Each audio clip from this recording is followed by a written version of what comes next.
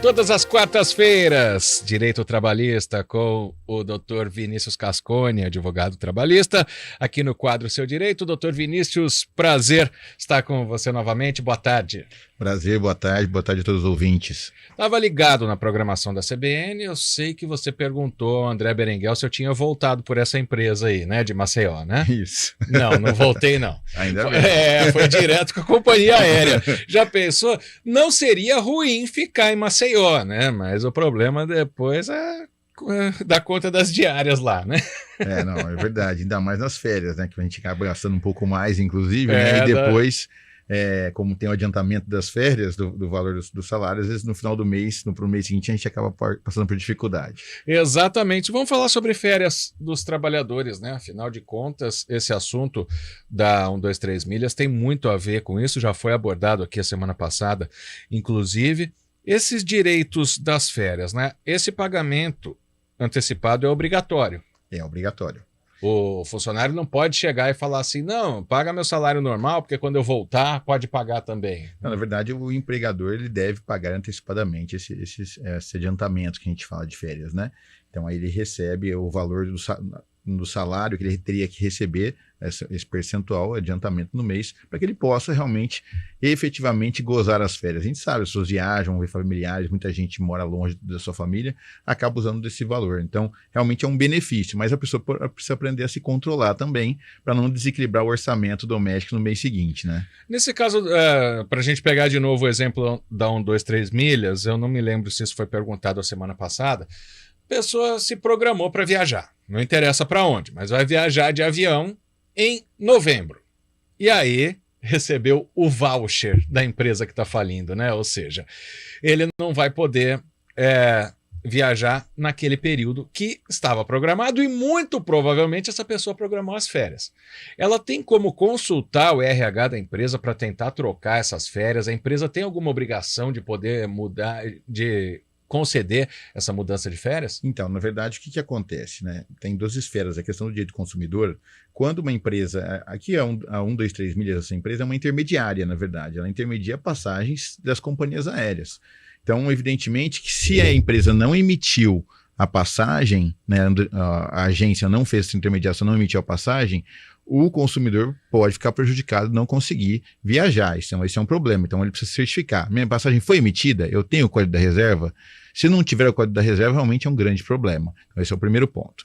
No aspecto da relação de trabalho, aí, na empresa, evidentemente que o trabalhador pode chegar até a empresa e tentar fazer uma negociação. Falar, olha, tinha uma viagem marcada, eu comprei essa passagem, pelo visto ela não vai ser honrada, então eu queria saber se eu posso remarcar minhas férias. Pode ter uma negociação para anular ali aquele comunicado de férias e tentar jogar para outro período. É claro que tem uma limitação. Qual é a limitação? Se esse empregado tiver quase que dois períodos aquisitivos consecutivos ali, ele não vai poder adiar, ele vai ter que gozar essas férias. O que também tem muita empresa que faz isso porque não é ilegal, né? Esperar vencer as segundas férias para liberar o trabalhar. Não são todas que fazem isso, mas tem empresa que faz. Né? Tem, na verdade não pode vencer a segunda, tem que ser antes de vencer. Então ele tem que conceder sempre a férias na totalidade, no mínimo uns 30 dias, para não ter essa dobra que a gente fala. Sim. Então se você não gozar das férias antes de vencer o segundo período aquisitivo, o que pode acontecer? A empresa pode ser obrigada a pagar as férias em dobro. Pode ser imoral, mas é legal, né? Deixar o trabalhador trabalhando 2 anos até tirar as férias. Né? Sim, na verdade a gente fala 2 anos, mas é quase 2 anos. A gente sempre quase. Fala 23 meses, né? Isso. Então é importante a gente fazer essa divisão, porque no 24º mês realmente aí já tem um segundo período aquisitivo e aí já tem o direito à multa o trabalhador. Então a gente precisa sempre ter essa atenção. Não é ilegal, evidentemente, fazer esse tipo de prática, as empresas costumam fazer, mas evidentemente que eu entendo que o trabalhador precisa ter uma pausa, né? Ele precisa ter um descanso. Então, realmente, não foi à toa que se estabeleceu o período de 12 meses para garantir depois um mês de férias, justamente porque o corpo precisa dessa pausa, né? A mente, evidentemente, como um todo. Então, o trabalhador precisa ter um tempo de descanso. Quando não tem, você pode perceber que a produtividade desse trabalhador ele vai caindo ao longo do tempo. E a divisão de férias, ela pode ser feita aleatoriamente ou existe regra para isso? Essa é uma pergunta muito importante, né? Porque até antes da reforma trabalhista de 2017, tinha uma forma de fazer. Muita gente ainda tem na cabeça essa forma, que só poderia dividir em 2 vezes, né? Agora não, com a reforma trabalhista de 2017, pode ser dividido em até 3 vezes, mas tem algumas ressalvas. Um dos períodos dessa divisão tem que ser no mínimo de 14 dias. Então, é uma pausa aí maior para que o empregado possa ter. Isso já impede, por exemplo, quem tira 20 dias e vende 10 para a empresa. Na verdade, pode fazer isso. Pode. Você pode tirar os 20, é no mínimo de 14. Então você pode tirar 20 e vender 10. A empresa pode comprar esses 10 dias, né? Como as pessoas costumam falar. Não, é que minha dúvida é a seguinte, porque se a pessoa tira 14, ela tem outros 16 dias de férias, né? Ou seja... Aí cria um problema. Aí, na verdade, se ela tirar só 14, ela fica com um problema dessa suposta venda, né, de férias aí, e realmente cria um problema, porque ela tem que tirar no mínimo 5 dias em cada período, no restante. Tá, e pode, por exemplo, tirar 10 num período, 10 no outro, e vender mais 10? Não, na verdade aí não tem, porque você tem no mínimo 14 dias, né? Um dos períodos. Certo. Então você tem esse problema em relação aos 14 dias, você não consegue fazer desse jeito. Agora muito bem explicado. Vamos para um outro ponto. O piso nacional dos enfermeiros, né? Eles que sofreram tanto nessa pandemia, sofrem diariamente, né? Eu tenho parente enfermeira, a gente sabe que é uma correria absurda, né? E o piso nacional, ele foi estabelecido. Isso pode ajudar também, né? O STF resolveu essa questão, que pode ajudar que, às vezes, o enfermeiro queria trabalhar num estado, por exemplo, que paga mais, né? Agora tá tudo normalizado. Mais ou menos, na verdade, né? Essa discussão sobre o piso nacional da enfermagem, quando a gente fala em enfermagem, não é só os enfermeiros, são os auxiliares de enfermagem e os técnicos de enfermagem também. Sim. Então é a equipe de enfermagem que a gente sempre fala.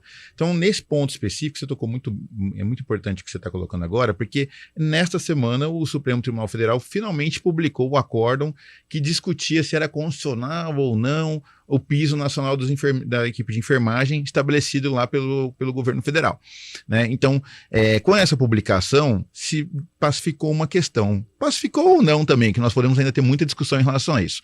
A primeira é que tanto os estados, municípios e a própria União, ou alguma entidade que atenda mais de 60%, né, dos seus atendimentos do SUS, está obrigada a pagar imediatamente o piso nacional, vírgula, com uma exceção.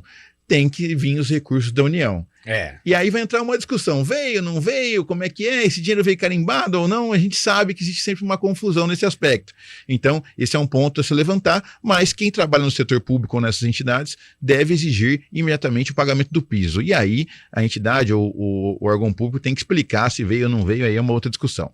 No setor privado, ainda existe uma outra confusão estabelecida. Nossa. O Supremo estabeleceu que, num prazo de 60 dias, as entidades sindicais patronais com entidades sindicais de empregados devem fazer negociações para se estabelecer se paga o piso ou não paga. Realmente é uma confusão nesse aspecto. Se eu estou do lado dos empregados, falou, tem que pagar, ponto, acabou. E aí tem uma outra discussão colocada aí, que justamente qual é o prazo, de quando conta esses 60 dias? As entidades patronais estão entendendo que esse prazo começa a contar a partir do dia 1º de agosto, quando o Supremo Tribunal voltou do recesso. Já as entidades de trabalhadores estão entendendo que isso começa a contar lá do dia 12, quando houve o julgamento, né, estabelecido, de julho. Então, tem uma diferença aí, né, realmente. O prazo conta ou não conta judicial? Se a gente pegar o prazo judicial na letra da lei mesmo, então teria os 60 dias o quê? Úteis? Então tem uma grande confusão, a gente não sabe ainda como vai se dar, mas é claro que os empregados do setor privado devem estar atentos nos próximos 60 dias e exigir sim o pagamento do piso, e aí depois nós vamos discutir se está correto ou não está correto, qual foi a partir da data certeira para fazer o pagamento. E isso, geralmente, quando tem algum acordo trabalhista, ele acaba sendo retroativo mesmo, né? Sempre retroativo, né? Sempre não, na verdade as partes vão estabelecer. Então as entidades acabam estabelecendo se vale retroativamente ou não. Olha, final do telefone 5750 falou que eu tô confuso, e essa pergunta aqui do cantor aquarense lá de Salto, sinceramente eu não entendo disso, até por isso temos um especialista aqui. Se a hora extra cai na aposentadoria...